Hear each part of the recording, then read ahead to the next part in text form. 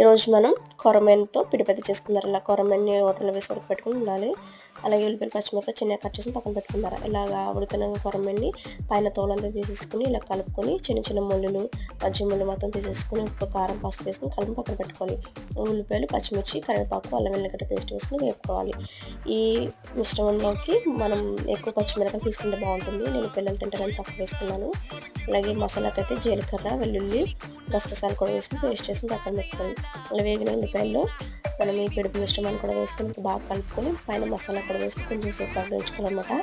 మీరు సొరతో పిడుపు తింటారు కానీ కొరమేనుతో పిడుపు తిన్నారు లేదో అయితే ఒకసారి అయితే ట్రై చేయండి, చాలా బాగుంటుంది. కొరమేనుతో కూర చేసుకున్న అలాగే ఎగురు పెట్టుకున్న బాగుంటుంది కానీ పిడుపు అయితే చాలా బాగుంటుంది.